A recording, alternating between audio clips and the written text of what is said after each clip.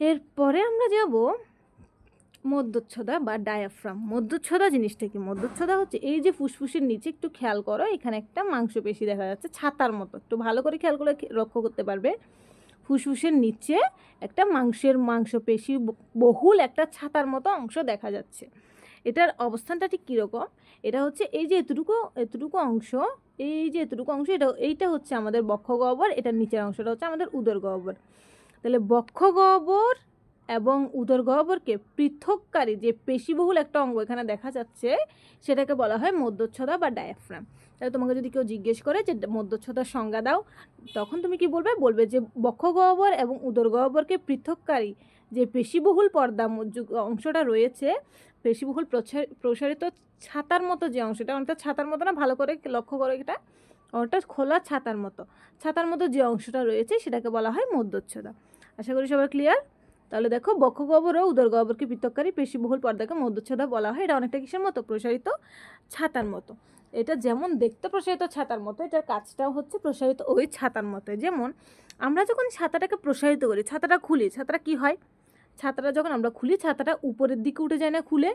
আবার ছাতাটা যখন আমরা সংকুচিত করি, ছাতাটা নিচের দিকে নেমে যায় না?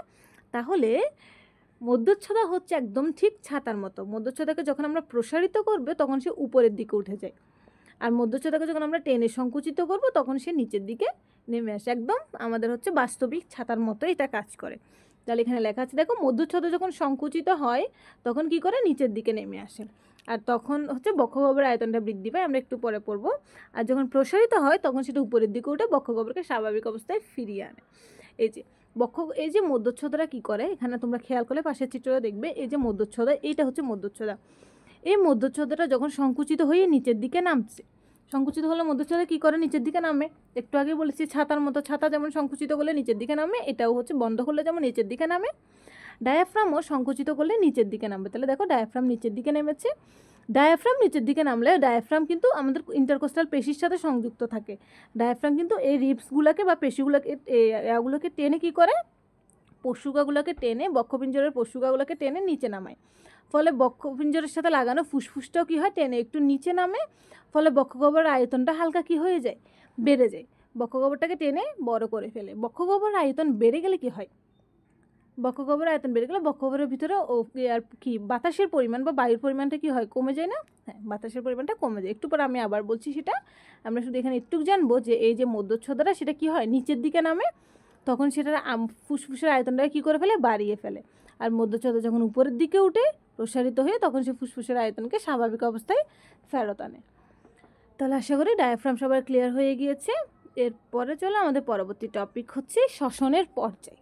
এই যে শ্বসনতন্ত্রের বিভিন্ন অংশগুলো আমরা পড়ে এসেছি, শ্বসনের পর্যায়, শ্বসনকে আমরা নর্মালি দুইটা পর্যায়ে ভাগ করতে পারি, একটা বহিঃশ্বসন, একটা হচ্ছে অন্তঃশ্বসন। বহিঃশ্বসন কি?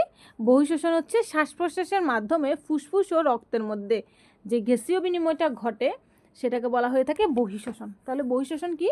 শ্বাস প্রশ্বাসের মাধ্যমে ফুসফুস আর রক্তের মধ্যে যে গ্যাসীয় বিনিময়টা ঘটে, সেটা নর্মালি হচ্ছে দুইটা ধাপে বিভক্ত, একটা হচ্ছে প্রশ্বাস, একটা হচ্ছে নিঃশ্বাস, যেটা মেনলি বাইরে পরিবেশের সাথে আমাদের ফুসফুসের ঘটে। সোজা কথায় পরিবেশের সাথে যে গ্যাসীয় বিনিময়টা ঘটে সেটাই। এরপরে আমাদের রয়েছে অন্তঃশ্বসন। অন্তঃশ্বসন হচ্ছে আমাদের কোষের সাথে যে শক্তির বিনিময়টা ঘটে, গ্যাসের বিনিময়টা ঘটে, সেটাই হচ্ছে অন্তঃশ্বসন। অন্তঃশ্বসনকে আবার আমরা দুভাগে ভাগ করতে পারি, একটা হচ্ছে অক্সিজেন পরিবহন, একটা হচ্ছে কার্বন ডাইঅক্সাইড অপসারণ। আশা করি সবাই ক্লিয়ার হয়ে গেছে। তাহলে শ্বসনকে আমরা মেইনলি দুই ভাগে ভাগ করতে পারি, একটা বহিঃশ্বসন, অন্তঃশ্বসন। আমরা এখন বহিঃশ্বসনটা নিয়ে পড়বো, যেখানে দুইটা ফেজ রয়েছে, একটা হচ্ছে প্রশ্বাস, একটা হচ্ছে নিঃশ্বাস। তাহলে চলো যাওয়া যাক। প্রথমে আমরা এখানে দেখতে পাচ্ছি প্রশ্বাস দেওয়া আছে। প্রশ্বাস আমি একটু আগেই কিন্তু ডায়াফ্রামের ক্ষেত্রে বলে এসেছি কি, ডায়াফ্রাম নিচের দিকে নামলে সংকুচিত হয়ে নিচের দিকে নামে। ডায়াফ্রাম যখন সংকুচিত হয়ে নিচের দিকে নামছে তখন সে ফুসফুসকে টেনে বা ফুসফুসের বক্ষগহ্বরকে টেনে, বক্ষপিঞ্জরকে টেনে কী করছে? নিচের দিকে নামাচ্ছে। বক্ষপিঞ্জর নিচের দিকে নামার ফলে ফুসফুসের আকারটা একটু কী হয়ে গেছে? বেড়ে গেল। ফুসফুসের আয়তনটা বেড়ে গেল। এই যে লেখা আছে চেস্ট এক্সপান্ড, ফুসফুসের আকারটা কী হলো? বেড়ে গেল। ফুসফুসের আকার বেড়ে গেলে মেনলি কী হয়? ফুসফুসের আকার বেড়ে যাওয়া মানে ফুসফুসের ভেতরে খালি জায়গা বৃদ্ধি পাইছে, মানে ফুসফুসের ভেতর বায়ুর পরিমাণটা কমে গেল। ফলে তখন ফুসফুসের ভেতরে বায়ুর ঘনত্ব এবং পরিবেশে বায়ুর ঘনত্বের মধ্যে কোথায় বায়ুর ঘনত্বটা বেশি হবে? অবভিয়াসলি পরিবেশে বায়ুতে অক্সিজেনের ঘনত্বটা কী হবে? বেশি হবে। ফলে পরিবেশ থেকে দ্রুত অক্সিজেনযুক্ত বায়ু কোথায় প্রবেশ করে? কম ঘনত্বযুক্ত এলাকায়, মানে হচ্ছে ফুসফুসে প্রবেশ করে। আমি যদি আরেকবার বলি, স্নায়বিক উত্তেজনার কারণে আমাদের মধ্যচ্ছদা এবং মাংসপেশিটা কী হয়? সংকুচিত হয়। সংকুচিত হলে কী হয়? নিচের দিকে নামে মধ্যচ্ছদা। মধ্যচ্ছদা নিচে নামলে বক্ষগহ্বরের আয়তনটা কী হয়? বেড়ে যায়। বক্ষগহ্বরের আয়তন বেড়ে গেলে ফুসফুসের আয়তনটাও বেড়ে যায়। ফলে ফুসফুসের ভেতরে বায়ুর চাপ কি বেড়ে যায় না কমে যায়? অবভিয়াসলি কমে যায়। আকার বড় হয়ে গেলে চাপ কমে যায়। চাপ কমে গেল, চাপ কমে গেলে দ্রুত বাইরে থেকে বায়ু কী করে? ফুসফুসে প্রবেশ করে। এই হচ্ছে আমাদের প্রশ্বাস প্রক্রিয়া। তাহলে প্রশ্বাস প্রক্রিয়া আমি যদি আরেকবার রিপিট করি, প্রথমে কী হয়? স্নায়বিক উত্তেজনা। আমাদের স্নায়বিক উত্তেজনায় মাংসপেশি এবং মধ্যচ্ছদাটা কী হয়? সংকুচিত হয়ে নিচের দিকে নামে। মধ্যচ্ছদা নিচে নেমে যায়। ফলে বক্ষগহ্বরের আয়তনটা কী হয়? বেড়ে যায়। বক্ষগহ্বরের আয়তন বেড়ে গেলে ফুসফুসের আয়তনও বেড়ে যায়। ফলে ফুসফুসের ভেতরে বায়ুর চাপ কী হয়? কমে যায়। ফলে বাইরে থেকে বায়ু দ্রুত ভেতরে প্রবেশ করে। এই হচ্ছে প্রশ্বাস, যেটা আমরা নিঃশ্বাসটা অক্সিজেনটা বা বায়ুটা গ্রহণ করলাম। এরপরে আসো প্রশ্বাস। প্রশ্বাস যদি আমরা বলি, এই যে স্নায়বিক উত্তেজনায় যখন পেশিটা কী হয়? সংকুচিত হয়ে নিচে নামে, তার ঠিক পরপরই এটা আবার প্রসারিত হয়ে উপরের দিকে উঠে যায়। তাহলে পেশি সংকোচনের পরপরই এটা প্রসারিত হয়ে কী হয়? উপরের দিকে উঠে যায়। মধ্যচ্ছদা উপরে উঠে যায়। মধ্যচ্ছদা উপরে উঠলে কী হয়? বক্ষগহ্বরের স্বাভাবিক অবস্থায় ফেরত আসলো না? এই যে দেখো ডট ডট দিয়ে বোঝা যাচ্ছে, এটা আগে এতটুকু ছিল, বর্তমানে স্বাভাবিক অবস্থায় ফেরত আসলো। তাহলে বক্ষগহ্বরের আয়তন স্বাভাবিক অবস্থায় ফেরত আসে। বক্ষগহ্বর যদি স্বাভাবিক হয়ে যায়, বক্ষগহ্বর অলরেডি আমরা একটু আগে বায়ু গ্রহণ করেছি না? তাহলে বায়ুর ঘনত্ব খুব বেশি হয়ে গেল না? বায়ুর চাপ বেড়ে গেল না ফুসফুসের ভেতর?